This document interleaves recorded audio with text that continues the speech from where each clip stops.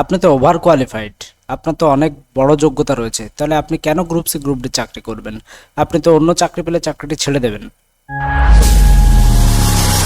Hello friend, good afternoon, welcome welcome to your channel crack ডাব্লিউটেড।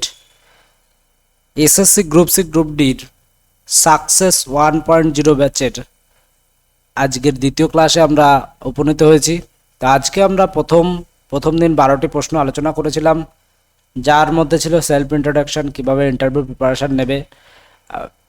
এছাড়া রয়েছে সিনিয়ররা ভুল করলে কিছু সিচুয়েশনাল বেসড প্রশ্ন রয়েছে, প্রেশার হ্যান্ডেল করবেন কিভাবে, এক্সেলের কাজ কি, এমএস ওয়ার্ডের কাজ কি, ওয়েস্ট বেঙ্গলের সিএম আপনার সাবজেক্ট থেকে কিছু বলুন, গ্রুপ ডির কাজ কি, এই জাতীয় কিছু প্রশ্ন কিন্তু গতদিন আমরা আলোচনা করেছি, যেটি সাকসেস 1.0 পার্ট 1-এ তোমরা পেয়ে যাবে। আমরা যে এসএসসি গ্রুপ সি গ্রুপ ডির যে প্রিপারেশন ব্যাচটা শুরু করেছি, এটির নাম কিন্তু রয়েছে সাকসেস 1.0। তোমরা অবশ্যই এটি দেখে নাও। সাকসেস 1.0 পার্ট 1 যে ভিডিও রয়েছে সেটি একবার দেখে নিয়ে তারপরে ভিডিওটি দেখো, তাহলে বিষয়গুলি আরও বুঝতে তোমাদের সুবিধা হবে।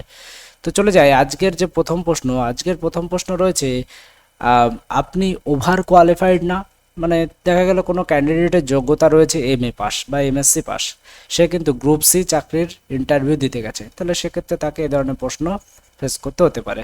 এই গ্রুপ সি চাকরিটা মাধ্যমিক পাস যোগ্যতায়, তো ম্যাক্সিমাম ক্যান্ডিডেটের কিন্তু এর থেকে বেশি মিনিমাম বিএ পাস কিন্তু যোগ্যতা থাকে বা এইচএস পাস যোগ্যতা থাকে। তো সেক্ষেত্রে এই ধরনের প্রশ্ন কিন্তু আসতেই পারে। তো আপনি ওভার কোয়ালিফাইড না, বা আপনার তো গ্রাজুয়েশন রয়েছে, আপনার তো এমএসসি রয়েছে, তাহলে আপনি কেন এই চাকরিতে আসতে চাইছেন? আপনি তো কিছুদিন পর অন্য চাকরি পেলে চাকরিটি ছেড়ে দেবেন, তাহলে সেক্ষেত্রে তোমার উত্তর কি হবে? তো দেখো, এখানে এভাবে উত্তর দিতে পারো, স্যার বা ম্যাডাম, আমি মনে করি আমি এই চাকরির জন্য উপযুক্ত, আমি এই পদে দীর্ঘমেয়াদী কাজ করতে চাই এবং আমার দায়িত্ব সঠিকভাবে পালন করতে প্রস্তুত। তাহলে ওভার কোয়ালিফাইড না, তাহলে তুমি কিন্তু এই ধরনের উত্তর দিতে পারো। যদি এখানে প্রশ্নটি একটু অন্যরকম থাকতো, আমি তোমাদের দেখানোর চেষ্টা করছি প্রশ্নটি, যে ওই ধরনের প্রশ্ন থাকলে সেটির উত্তর তোমরা কিভাবে দেবে। তো অন স্ক্রিনে তোমরা যেমনটি দেখতে পাচ্ছ যে আপনি কেন এই চাকরিটি করতে চান। তো এই ধরনের যদি প্রশ্ন করা হয় তাহলে এভাবে উত্তর দিতে পারো, স্যার বা ম্যাডাম, আমি একটি স্থায়ী ও সম্মানজনক চাকরি করতে চাই। এই চাকরির মাধ্যমে আমি শুধু আর্থিকভাবে স্থিতিশীল হতে পারবো তা নয়, বরং সমাজের জন্য কিছু করতে পারবো। আমি দায়িত্ব নিয়ে কাজ করতে পছন্দ করি এবং দীর্ঘমেয়াদী চাকরিতে নিজেকে প্রতিষ্ঠিত করতে চাই। তো এভাবে কিন্তু এই প্রশ্নের উত্তর দিতে পারো। কিভাবে প্রশ্ন হবে তার জন্য তোমাকে রেডি থাকতে হবে। কিওয়ার্ড বলেছিলাম, এই কিওয়ার্ডগুলিকে নিয়ে রেডি থাকতে হবে, যে যাই প্রশ্ন করুক না কেন তার উত্তর কিন্তু গুছিয়ে ইন্টারভিউ রুমে দিয়ে আসতে হবে। পরবর্তী যে প্রশ্ন রয়েছে, অন্য জব পেলে আপনি কি এই চাকরিটি ছেড়ে দেবেন? তখন তুমি এভাবে বলতে পারো, আমি এই চাকরিটিকে স্থায়ীভাবে করতে চাই এবং আমার লক্ষ্য এই পদে নিজেকে প্রতিষ্ঠিত করা, তাই আমি এই চাকরিটিকে গুরুত্ব সহকারে দেখছি। তো যদি প্রশ্ন হতে পারে যে আপনার উচ্চতর যোগ্যতা রয়েছে, তাহলে অন্য জব পেলে কি আপনি ছেড়ে দেবেন? তখন তুমি উত্তর দিতে পারো যে প্রত্যেক মানুষই উচ্চতর যোগ্যতায় যাওয়ার জন্য উৎসুক, আমিও তার ব্যতিক্রম নই, কারণ আমি একজন মানুষ। তো সেক্ষেত্রে আমি যদি শিক্ষা রিলেটেড বা স্কুল রিলেটেড কোনো অন্য বড় চাকরি পাই, তাহলে অবশ্যই সেটিতে যাব এবং তার জন্য আমার জায়গাটি খালি হবে এবং একজন বেকার বন্ধু সেই জায়গাটি নিতে পারবে, এবং আমি আর উচ্চতর যোগ্যতায় নিজেকে নিয়োজিত করে এই যে সমাজের প্রতি যে দায়িত্ব, এটি আরও ভালোভাবে পালন করতে পারবো। এভাবে কিন্তু সুন্দরভাবে তোমরা উত্তরটি দিতে পারো। আমি তোমাদের বারবার বলছি, দীর্ঘদিন যদি মাল্টিপল টাইম প্র্যাকটিস করা হয় তাহলে কিন্তু সুন্দরভাবে উত্তর দিতে পারবে, না হলে কিন্তু ইন্টারভিউ রুমে যে তোতলাতে হবে। অনেকেই কিন্তু মনে করছো, ও আর এ কী ব্যাপার, নতুন কি আর এসব, আমি তো সবই জানি। তাহলে তুমি কিন্তু চেষ্টা করে দেখো, হঠাৎ করে তোমাকে যখন আননোন একজন পার্সন জিজ্ঞাসা করবে, বিশেষ করে আরও স্ট্রেসের মধ্যে, তাহলে তখন কিন্তু ভুল করবে, তোতলাবে, যার জন্য কিন্তু তোমার মার্কস কমে যাবে এবং 1 নম্বর কমা মানে প্রায় 500 জন, মিনিমাম 500 জন কিন্তু পিছনে তুমি রয়ে যাবে। তো তোমার চয়েস, বাকিটা তুমি কি করবে। তো এখানে দেখো, আপনি যদি ভুল করেন তাহলে কি করবেন, এই ধরনের প্রশ্ন যদি হয় তাহলে তুমি এভাবে উত্তর দিতে পারো, যদি আমি কোনো ভুল করি আমি প্রথমেই তা স্বীকার করব। দেখো, ভুল স্বীকার করতে কোনো অন্যায় নেই, যে স্বীকার করে না সেই বরঞ্চ ভুল। তো প্রথমে স্বীকার করব এবং দ্রুত সংশোধন করার চেষ্টা করব। আমি আমার ভুল থেকে শিক্ষা নিয়ে ভবিষ্যতে তা এড়ানোর চেষ্টা করব। এভাবে কিন্তু তোমরা সঠিক উত্তর তোমরা দিয়ে দিতে পারো। এরপরে দেখো এখানে রয়েছে কনফ্লিক্ট হলে কি করবেন বা কোনো সমস্যা হলে কি করবেন। তোমার কাজ কর্মক্ষেত্রে বিভিন্ন রকম সমস্যা হতেই পারে, তো সেক্ষেত্রে কোনো সমস্যা হলে কী হবে, যদি কোনো সমস্যা হয় তাহলে আমি শান্তভাবে বিষয়টিকে বোঝার চেষ্টা করব। এই যে শান্তভাবে, এটি কিন্তু তোমার উত্তরের লেভেলটিকে আরও উন্নত করে দেবে। তো শান্তভাবে বিষয়টিকে বোঝার চেষ্টা করব এবং যুক্তিসম্মতভাবে সমাধান করবার চেষ্টা করব। আমি বিশ্বাস করি ধৈর্য এবং যোগাযোগের মাধ্যমে সমস্যার সমাধান সম্ভব। তো এই ধরনের সঠিক উত্তর অর্থাৎ শান্ত ব্রেনে সুন্দরভাবে উত্তর দেওয়ার কিন্তু চেষ্টা করতে হবে। তো এখানে একটা প্রশ্ন, 16 নম্বর প্রশ্ন রয়েছে, আপনাকে আমরা কেন নেব। ভেরি ভেরি ভেরি সঙ্গত একটি প্রশ্ন এটি, আপনাকে আমরা কেন নেব। তো এখানে তোমার দায়িত্ব হচ্ছে নিজেকে তাদের সামনে, ইন্টারভিউয়ারদের সামনে সুন্দর করে তুলে ধরা।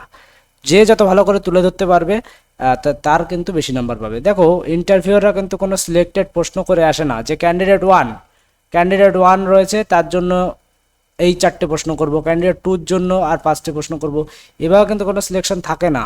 তারা কিন্তু 1 বাই 1 টপিকে প্রবেশ করে। এইবার যে ইন্টারভিউয়ারকে বেশি ইমপ্রেস করতে পারবে, হ্যাঁ অবশ্যই একটা প্রোটোকলের মধ্যে প্রশ্ন করা হবে, এটা তো ঠিকই, কিন্তু যে যত ইমপ্রেস করতে পারবে ওই ইন্টারভিউ রুমে থাকা 2জন বা 3জনকে, সে কিন্তু তত বেশি নাম্বার পাবে। এটি কিন্তু তোমাকে মাথায় রাখতে হবে। ওভার কনফিডেন্স একদম ভালো না। তোমাদের ইন্টারভিউ প্রিপারেশনের জন্য সব কিছু এক জায়গায় করে কিন্তু আমরা পিডিএফ রেডি করছি। অলরেডি পিডিএফের কাজ শুরু হয়ে গেছে খুব তাড়াতাড়ি, অর্থাৎ এটি তোমাদের মে মাস চলছে। তো মে মাসের মোটামুটি 15 তারিখের পর, অর্থাৎ 15ই মের পর যে কোনো একটি দিন আমরা তোমাদের জানাবো। এই দিনে কিন্তু আমাদের ইন্টারভিউ দুটি পিডিএফ হবে, দুটি পিডিএফ আমরা লঞ্চ করতে চলেছি। লঞ্চিংয়ের সময় কিন্তু কম প্রাইসে থাকবে, অনেকটাই কম প্রাইসে থাকবে। যদি যারা প্রি বুকিং করবে তারা কিন্তু লঞ্চিং অফারে পিডিএফগুলি পেয়ে যাবে এবং স্বল্প মূল্যে পিডিএফগুলি কিন্তু তোমরা কালেক্ট করতে পারবে। গত প্রাইমারি ইন্টারভিউর ক্ষেত্রে কিন্তু আমাদের মোট 3টে পিডিএফ ছিল, পিডিএফ 1, পিডিএফ 2, পিডিএফ 3, কমপ্লিট প্রিপারেশনের জন্য 3টে পিডিএফ ছিল। আপাতত আমরা কিন্তু WBSSC গ্রুপ সি গ্রুপ ডির জন্য 2টো বই তোমাদের সামনে তুলে ধরবো। জিকে এবং ইন্টারভিউ সমস্ত গাইডগুলি আমরা পিডিএফ 1 এবং পিডিএফ 2 এর মাধ্যমে তুলে ধরবো। আমাদের ভিডিওগুলি যদি দেখতে থাকো তাহলে পিডিএফের কোনো প্রয়োজন হবে না, তোমরা চাইলে পিডিএফগুলি কালেক্ট করতে পারো। তার জন্যে তোমাদের যে নম্বর, হেল্পলাইন নম্বর, সেটি আমরা পরে শেয়ার করে দেবো। তো এখানে দেখো আপনাকে আমরা কেন নেবো, তো এখানে উত্তর দিতে পারো, স্যার বা ম্যাডাম আমি পরিশ্রমী, সৎ এবং দায়িত্বশীল। আমি সময় মতো কাজ সম্পন্ন করতে পারি এবং নতুন কিছু শেখার জন্য সবসময় প্রস্তুত। আমি বিশ্বাস করি এই চাকরির জন্য উপযুক্ত এবং আমার কাজের মাধ্যমে প্রতিষ্ঠানকে সাহায্য করতে পারবো, আরও উন্নত করতে পারবো। এভাবে কিন্তু তোমরা সঠিকভাবে নিজেকে উপস্থাপন করতে পারো। তাহলে মানে তো আপনাকে কেন নেব, তোমার তো অবশ্যই আর্থিক একটা নিশ্চয়তা প্রয়োজন, কিন্তু সেটি তোমার কিন্তু ইন্টারভিউ রুমে বললে হবে না, কারণ তোমার কি প্রয়োজন সেটি তারা দেখতে বসেনি। তারা দেখতে বসেছে যে তোমার কাছ থেকে তারা কি পাবে, অর্থাৎ যার কাছ থেকে বেটার। তুমি ধরো 2জনকে কাজে নেবে, তো নিশ্চয়ই তুমি দেখবে যে কার মধ্যে এফিসিয়েন্সি বেশি তাকেই তুমি কাজে নেওয়ার চেষ্টা করবে, তাই না? তো সেক্ষেত্রে কিন্তু ইন্টারভিউ রুমটাও কিন্তু তার ব্যতিক্রমী নয়। তাহলে তোমাকে কিন্তু তাদের সুবিধা, মানে তারা যাতে বেটার পারফরমেন্স পায় তোমার থেকে, সেই রকম বৈশিষ্ট্য কিন্তু তোমাকে তুলে ধরতে হবে। আশা করি বিষয়টি বুঝতে পেরেছো। তো এখানে কয়েকটি পয়েন্ট খেয়াল রাখবে যে মানে শান্ত থাকবো, প্রবলেম বুঝবো এবং রেসপেক্টফুল ওয়েতে সলভ করব, ফিউচারে ইমপ্রুভ করব। এই কতগুলি কিওয়ার্ড তোমরা ব্যবহার করার চেষ্টা করবে, আগের ভিডিওতে আমরা বলেছি, এবং আজকের দিনের জন্য একটি নতুন কিওয়ার্ড তোমাদের সাথে শেয়ার করব। তো এরপরের প্রশ্ন দেখে নিই আমরা একটু। এরপরের প্রশ্ন দেখো, পরের প্রশ্ন রয়েছে এসএসসি গ্রুপ সির 2016তে কিছু সিচুয়েশন বেসড প্রশ্ন কিন্তু জিজ্ঞাসা করা হয়েছিল, সেগুলি কিন্তু এখানে আলোচনা করা হয়েছে যে যদি অফিসে বড় ভুল করে ফেলেন তাহলে কি করবেন। সেক্ষেত্রে এ ধরনের প্রশ্ন যদি করা হয় তাহলে কি করবেন, স্যার বা ম্যাডাম যদি আমি কোনো ভুল করে ফেলি তাহলে প্রথমে আমি আমার ভুল স্বীকার করব এবং দেরি না করে সেটিকে ঠিক করার চেষ্টা করব। দেখো এইটি কিন্তু খুবই খুবই খুবই একটা ইম্পর্টেন্ট বিষয়, যে দেরি না করে ঠিক করার চেষ্টা করব এবং ভুল স্বীকার করে নেব। এই দুটি বিষয় যদি বলো তাহলে কিন্তু তোমার মধ্যে তুমি যে একজন আইডিয়াল ব্যক্তি সেটি কিন্তু কোনো না কোনোভাবে প্রকাশিত হয়ে যাবে। প্রয়োজনে আমি আমার সিনিয়রের সাহায্য নেব যাতে ভুলটি দ্রুত সংশোধন করা যায়। পাশাপাশি আমি সেই ভুল থেকে শিক্ষা নিয়ে ভবিষ্যতে যেন একই ভুল না হয় সেদিকে বিশেষভাবে নজর দেবো। তো এই বিষয়গুলিকে কিন্তু এভাবে কিন্তু সুন্দরভাবে তোমাকে বলতে হবে। টু দ্য পয়েন্ট, শর্টে, কিন্তু একেবারেও শর্ট না আবার একেবারেও বড় না। নেক্সট হচ্ছে সিনিয়র যদি ভুল করে তাহলে আপনি কি করবেন। সিচুয়েশনাল প্রশ্নের মধ্যে খুবই ইম্পর্টেন্ট বিষয় এগুলি। যদি সিনিয়র ভুল করে তাহলে আপনি কি করবেন। এ ধরনের প্রশ্ন তুমি এভাবে উত্তর দিতে পারো, যদি কোনো সিনিয়রের ভুল চোখে পড়ে তাহলে আমি খুব ভদ্র এবং সম্মানজনকভাবে বিষয়টি তাকে জানাবো এবং কখনোই সরাসরি বিরোধিতা করব না, বরং সহযোগিতার মাধ্যমে বিষয়টি ঠিক করার চেষ্টা করব। কারণ অফিসে পারস্পরিক সম্মান বজায় রাখা খুবই গুরুত্বপূর্ণ। সুন্দরভাবে এটিকে তুমি এইভাবে উত্তরটি কিন্তু দিতে পারো যে সিনিয়র ভুল করলে কী করবেন।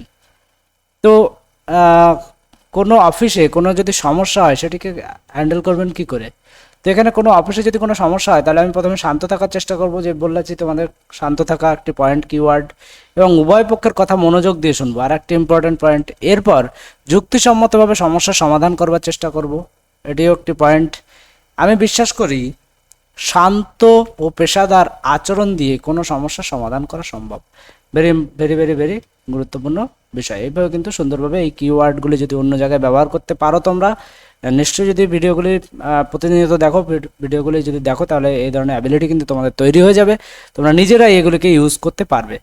এবং আমাদের ভিডিওগুলি তোমাদের কেমন লাগছে তোমরা অবশ্যই কমেন্ট করে জানিও। ভিডিওতে যদি কোনো কিছু আপগ্রেডেশনের প্রয়োজন হয় সেটিও জানাবে, কোনো কিছু নতুন ইনফরমেশনের প্রয়োজন হলে সেটিও জানাবে, অবশ্যই তোমরা কিন্তু জানাতে বলবে না। এবং এই সাকসেস 1.0 এই ব্যাচটি সম্পর্কে তুমি তোমার বন্ধুদের মাঝে শেয়ার করতে পারো। Success 1.0 SSC group C group D প্রিপারেশনের জন্য কিন্তু তৈরি করা হয়েছে, অনলি ইন্টারভিউ। কাজের চাপ খুব বেশি হলে কি করবেন, তো এটিও কিন্তু একটা সিচুয়েশনাল প্রশ্নের মধ্যে অন্তর্গত। তো কাজের চাপ যদি বেশি হয় তাহলে আমি প্রথমে কাজগুলোকে গুরুত্ব অনুযায়ী ভাগ করে নেব এবং একে একে সম্পন্ন করবার চেষ্টা করব।